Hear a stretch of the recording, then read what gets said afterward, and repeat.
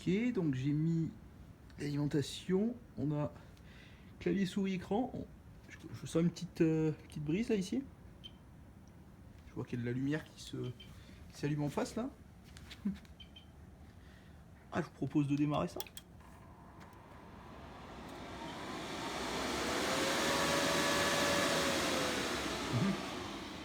Quelque chose là. C'est beau. Avouez que c'est beau. L'OL 140 BIOS révision à 0,6. Donc on a la face avant qui doit traîner par là. Je l'ai posé. Merde. Personne ne sort s'il vous plaît. Voilà. On a la face avant juste là. Voilà. PowerEdge 840. Révision 2. Ticket de corps audio. Non verrouillé. Bon. Vous pouvez ça par là avec l'autre là du coup.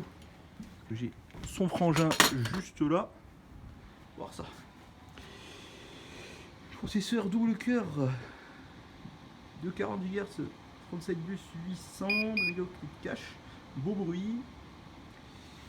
Oui, je veux bien aller dans le BIOS s'il vous plaît. Donc voilà, c'est ce que je me disais. Vraiment, on a bien le BIOS à l'ancienne de chez Dell. Vidéo memory, on se rend 16 mégas. Généralement sur ces trucs là, c'est des Radeon ES 1000 ou un truc comme ça, il me semble. C'est vraiment quelque chose de très... Oui, ATI ES 1000, je crois que ça doit être marqué quelque part. Si elle a une flash. Non, flash. Ça n'aura pas. Là, voilà, ici là-bas. De toute façon, vous ne verrez pas, mais bref, peu importe. Voilà, donc à ce niveau-là, on en est là. 4 ports ça et LATA, 2 ports parallèles LATA. C'est plus d'informations. Bon, il ne nous donnera pas le modèle précis, mais tant pis. Bout de séquence, USB flash drive émulation type. On va pouvoir, voilà, copier disque auto. Console redirection. Ce qui signifie que via le port serré derrière, on doit pouvoir faire joujou, ce qui est plutôt cool. System Security, password status locked. IC Power Recovery, last, s'il vous plaît. Keyboard numlock, report keyboard errors, non. Pas pourquoi. Cette tag.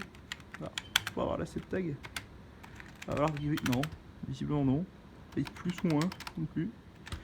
Alors, save change and exit. On va essayer de faire un reboot complet. Bon, de toute façon, logiquement, il n'y a pas de disque dur, donc j'ai mis 2 Go de RAM, donc corps de duo 2 Go. On devrait peut-être sur un 6600.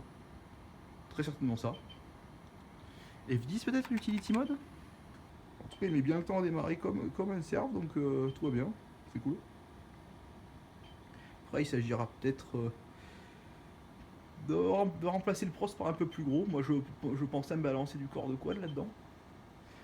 Voir les rares Xeon qui est en 775, mais, ou alors avec un patch 771, mais ouais, non, ouais, il y a des Xeon, je crois, X3000, quelque chose, il me semble, en 775. Bon, là, de toute façon, il nous sort ici, bon, bref, blablabla.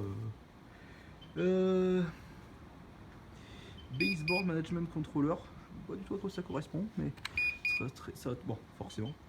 On a un beau bip, c'est un bip bien satisfaisant. Bon, bah, oui. Donc, contrôle, je pense que j'arriverai pas à y accéder là, de toute façon. On va faire un petit contrôle. Non, on va faire ça. Attends, contrôle alt dessus. Et on va tenter le contrôle cette fois-ci. Bon, j'irai plus rapidement sur l'autre, de toute façon. Pas particulièrement intéressant pour l'instant. Ce n'est qu'une petite intro courte, donc, que je vous propose ici. Rien de vraiment particulier à ce niveau-là. Alors, setup menu, donc oui, on a même également une boot ROM pour la partie. Ouais, donc c'est ça. IPv, ça va management. Ça, c'est trop cool. Ça veut dire que vous avez l'un des nicks à l'arrière qui permet du coup de faire ça. Sachant qu'en plus, normalement, il me semble qu'il n'y en a qu'un. Donc, du coup, ça veut dire qu'il y en a un à dédier du coup ici, voilà. Il y en a un à dédier ici pour la partie réseau IPMI, donc l'accès à distance, et un autre à dédier du coup pour Ethernet, pour avoir accès à Internet sur la machine. Donc, ouais, vous avez besoin de 4 réseaux du coup dans ce système là. Mais visiblement ça n'a jamais été activé, ou alors ça avait été volontairement désactivé. Bon, on passe à l'autre. Bon bah du coup, même joueur rejoué, on va démarrer celui-là. Donc j'ai foutu l'autre là-bas. Alors un peu ce que ça nous donne. Pareil, même type de démarrage. Bon coup de brise dans la gueule. Donc là pareil, celui-là est en A08. Il a dû être upgrade à un moment donné au niveau du BIOS. Cela dit, je pense que la conf est exactement la même au niveau de ce qui reste, puisque je n'avais pas de RAM et pas de disque dur dans ces machines-là. D'ailleurs, notez quand même que vous avez ici 4 emplacements pour disque dur à la verticale ici. Et là, vous avez encore une idée avec 4 autres. Alors, elle n'est pas peuplée de backplane ni quoi que ce soit, malheureusement, mais pour l'usage prévu de ces machines, ça ne posera absolument aucun problème. Bon, là, du coup, voilà, un processeur 2 Go 4 double cœur, donc c'est très certainement le même, à mon avis. On n'est pas. Ça change pas grand chose.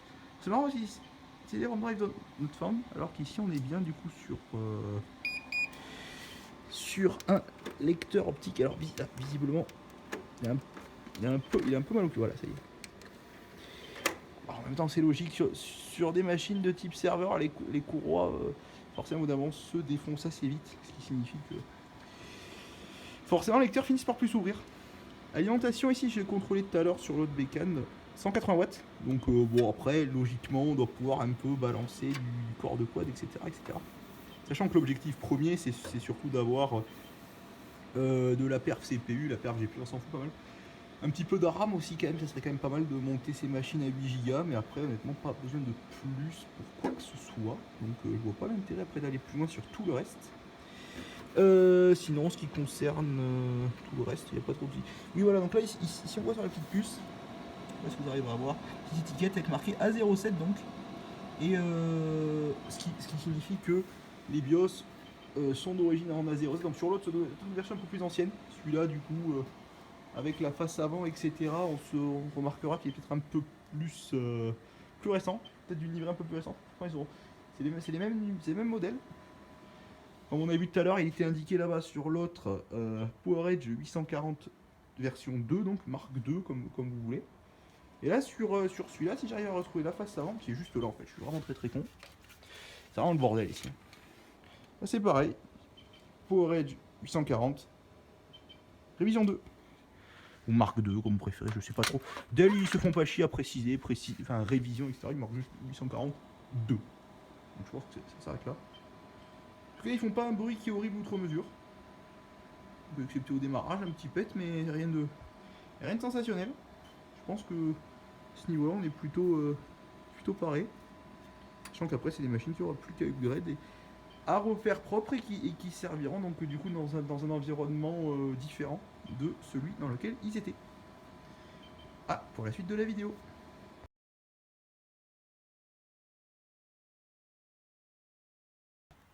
Bon, jusqu'à présent, vous aviez vu des machines donc plutôt propres.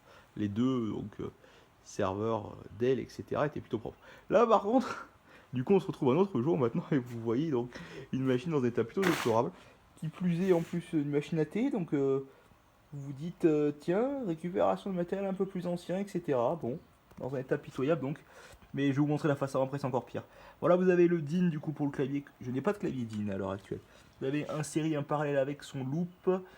Un port techniquement, donc on a eu des subs. Alors il nous manque par contre une patte d'un côté, donc il nous manque une entretoise. Je regarderai donc en fonction de si cette machine fonctionne ou pas. Je doute fort vu que c'est une machine quand même que j'ai trouvée un jour de flotte, donc il pleuvait beaucoup ce jour-là. Il manque des vis visiblement, donc on n'a pas de vis. Ah non, c'est tout simplement que le châssis n'a pas été perforé ni là ni là, donc ok, donc il y a bien les vis où il faut. Il en manque une là quand même. Il n'y en avait pas là non plus. Bref, on voit beaucoup de rouille, etc. Donc on a une petite carte son aussi. Une alim également avec son loop pour brancher généralement un moniteur du coup à cet endroit-là, pour n'utiliser qu'une seule prise. Là du coup on voit que le boîtier est dans un état minable et lamentable. La face avant ici c'est très mal ajouré, donc je sais pas trop comment est-ce que ça a été utilisé, mais bref, très bien. En tout cas c'est vraiment pas propre. Le plastique ici de la face avant est vraiment aussi très esquinté. Par contre, encore une fois, bonne surprise, on a un lecteur chargeur CD ici. Donc 4 ports, enfin 4 disques, du coup on peut mettre jusqu'à 4 disques. Un lecteur disquette 3 pouces et demi, vraiment, qui a vraiment vu de meilleurs jours. Étonnamment, lui il a pas trop jauni, par contre la face avant est complètement jaunie, complètement minable.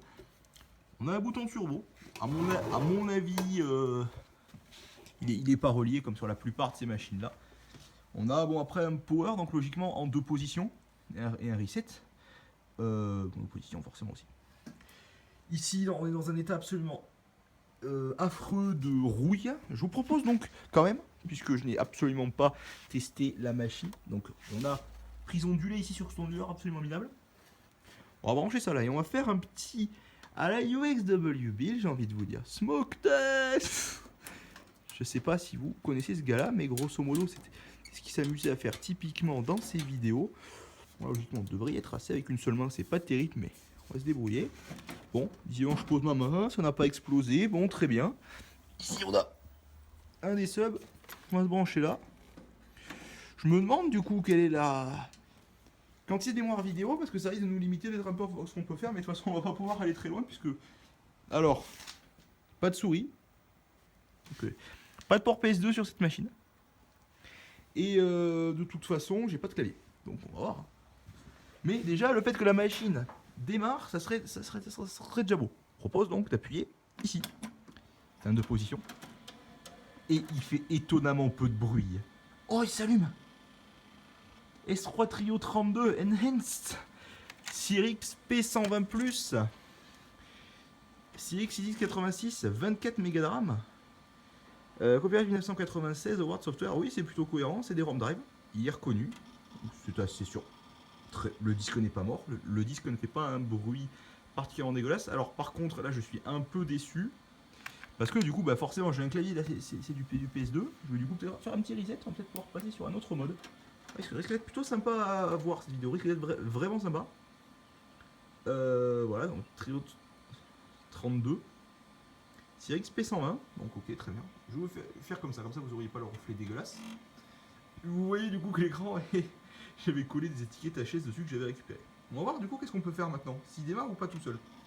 Parce que j'aimerais bien du coup ne pas avoir ce menu dégueulasse qui me permettrait d'aller un peu plus loin. Très bien, nous y sommes.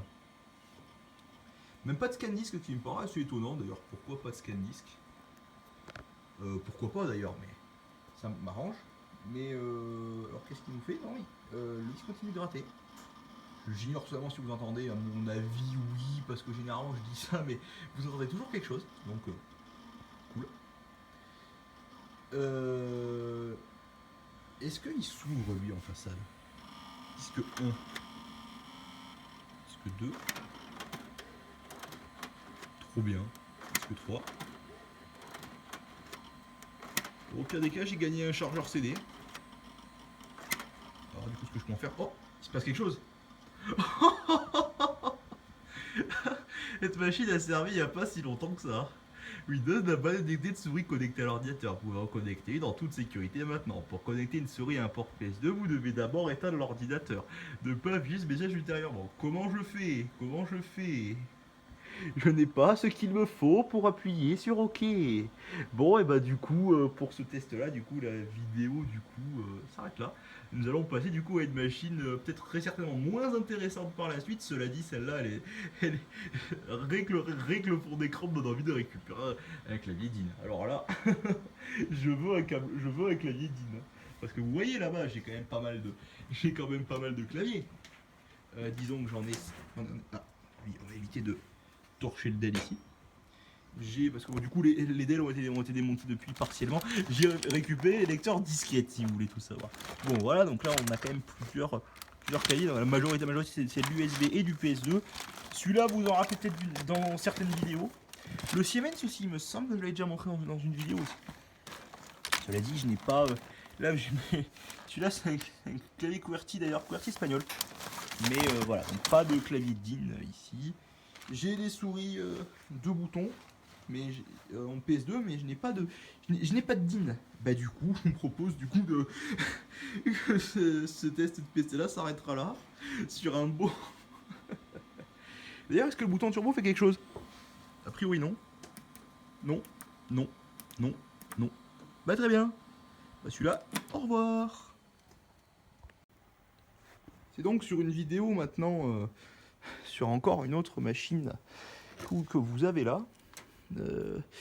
Donc je vais peut-être pas trop m'attarder cette fois-ci sur la bécane. Je vais simplement du coup brancher souris de récupération déchetterie récente dessus. Je dois avoir du coup un clavier qui a du...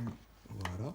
Donc Je suis encore effaré du test de celle-là quand même, juste en dessous, là, la fameuse rouillée jusqu'à la couenne.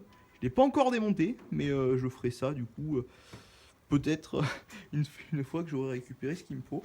Là, j'ai même, je voulais, du coup j'aurais eu une souris, j'aurais branché l'audio du coup que j'ai sur cette barre de son que j'ai rajouté à l'écran là. Je vous montrerai ça après, mais je pense que vous l'avez probablement vu tout à l'heure. J'ai peut-être me brancher une alim aussi. Voilà. Voilà donc. Ah. Ok. Pas trop, il a pas trop aimé visiblement. L'onduleur n'a pas trop aimé. Je me demandais ce qui se passait, mais visible non, pas de, n'a pas explosé. Sachant que lui a beaucoup pris de flotte aussi et que je l'ai pas et que je l'ai pas séché. Je l'ai pas fait sécher. Possible donc du coup qu'en branchant le câble. Ah, ah bravo. Bon, bah visiblement je suis d'une intelligence assez extrême puisque bon j'ai réussi quand même à faire sauter les plombs donc d'une prise ondulée, bravo. Je suis quand même vraiment fort à ce niveau-là. Bah du coup j'ai bazardé la lime là-bas, donc sur la tour 9 bien sûr. Et donc bah du coup là je suis en train d'essayer de recabler avec une autre ligne un peu dézinguée. Du coup j'ai pu voir un peu ce qui se passe à l'intérieur du boîtier, c'est pas glorieux, je tiens à préciser c'est pas glorieux, il y a de la flotte partout, mais bon en même temps, lui disons qu'il a encore, il a encore passé la nuit dehors récemment, donc voilà.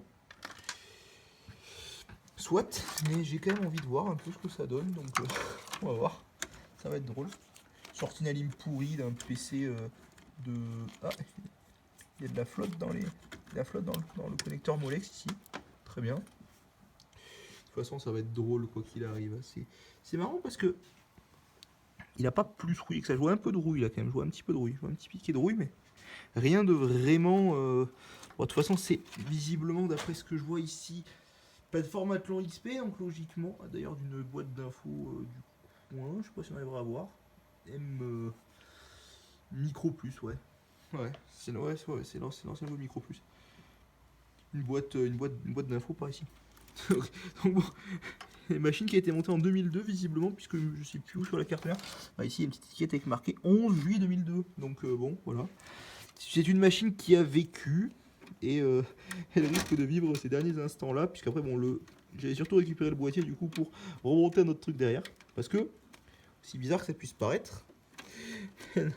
Le boîtier n'a pas trop été corrodé. Je sais même pas pourquoi je me fais chier à brancher le lecteur disquette, mais juste pour entendre la douce mélodie du cycle test. Merde, je suis vraiment... Je vous montre vraiment même les coulisses parce que franchement je m'en fous. Puis que de toute façon... non, c'est vraiment bien ce sens-là. Hein. C'est juste moi qui suis complètement con. Ah non, ça se branche bien comme ça. Voilà. Donc à ce niveau-là on est bon. Je pense que... J'ai deux Molex ici pour les lecteurs optiques, mais je pense que ça va être un peu tendu à brancher. Ah non, même pas. Non, non. J'ai même de la marge là, donc magnifique. Magnifique. Alors je suis passé au-dessus, je vais voir si ça fait la blague du coup. Je sais même pas si cette ligne fonctionne d'ailleurs. C'est vrai que je l'ai testé brièvement l'autre fois, mais c'est vraiment pourri mes vidéos. C'est vraiment pourri. C'est vraiment de la merde. Voilà, bon du coup on est branché à ce niveau-là. Je vous propose donc un smoke test numéro 2. Je vais brancher donc la vidéo juste là. Et on va voir du coup ce que ça donne.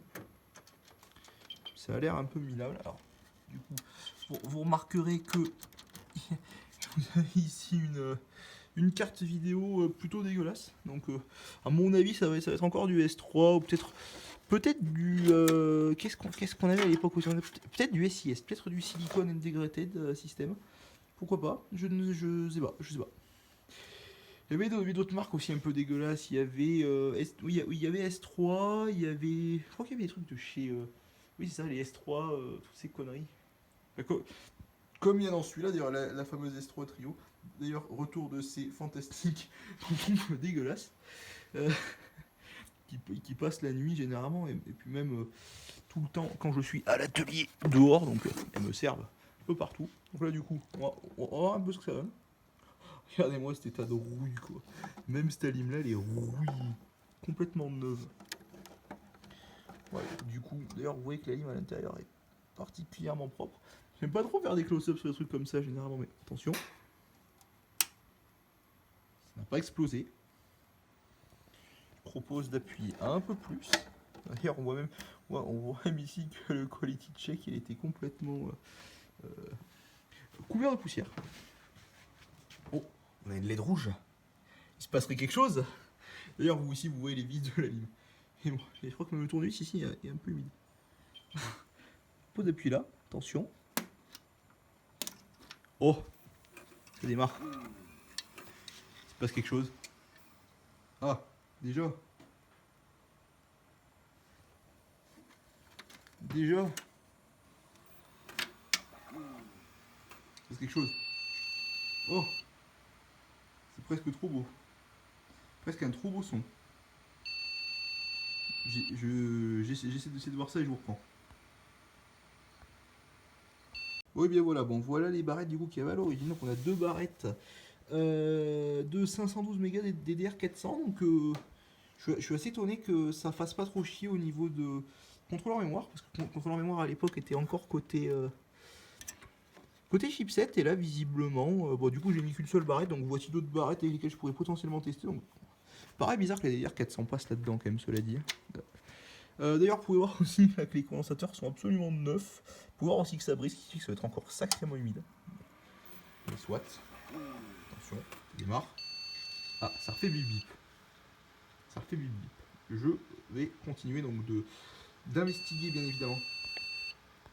Voilà encore une ligne de plus sur le totem de la honte, comme vous pouvez le voir. Bon voilà, c'est encore une que j'ai remplacée par cette Dobas aussi que j'avais dans ma boîte là-bas. Donc celle-là du coup, novembre 2008, celle-là, novembre 2009. On va voir que ça change quelque chose. J'ai du coup galéré un peu avec la RAM puisque j'ai rien trouvé d'exceptionnel qui pouvait aller. On va voir du coup si on a des faits différents cette fois-ci. M'étonnerait, hein. M'étonnerait beaucoup. Non, pas de résultat différent. Pas de résultat différent du tout. Bon, et bien voilà, concrètement, bah, on aura fait du coup tout ce qu'on a pu sur cette machine. Bon, du coup, bah, je me suis amusé à monter autre chose dedans, tout simplement. J'ai commencé du coup à monter donc une carte mère totalement différente, celle que vous avez déjà vue d'ailleurs dans une autre vidéo, celle qui produit le son Intel au démarrage. Bon, là, du coup, je n'ai pas encore reproduit ce schéma-là, même si techniquement, logiquement, si tout se passe bien, peut-être pouvoir vous le refaire quelque part. Si je vais dans Boot, peut-être, Startup Sound Enabled. Je vais du coup brancher. On revoit toujours cette fantastique machine ici. Je vais donc du coup très certainement pouvoir brancher, si je récupère du coup la sortie de la carte son, la petite barre de son de chez Dell. Du coup on va voir un peu ce que ça donne. Ça pourrait être marrant donc. Une fois de plus donc du coup de reproduire ce son, n'est-ce pas? On va voir, on va faire exit. Exit and saving. On va voir du coup s'il se passe quelque chose. C'est très certainement que oui. Et c'est donc là-dessus que je vous dis salut à tous et à la prochaine pour cette vidéo. Donc du coup cette carte mère a enfin trouvé un boîtier pour elle. Par contre, particulièrement crade et particulièrement jauni. Du coup j'ai mis des lecteurs en façade au nombre de 4 histoire de pouvoir combler les trous bien évidemment. Sur ce, salut à tous et à la prochaine. Merci d'avoir regardé cette vidéo, ça faisait longtemps. Je vous retrouve comme d'habitude dans les commentaires et peut-être prochaine, pourquoi pas par la suite, qui pourrait peut-être se faire un dossier ou un autre qui pourrait être sympa à traiter avec vous. A plus messieurs dames.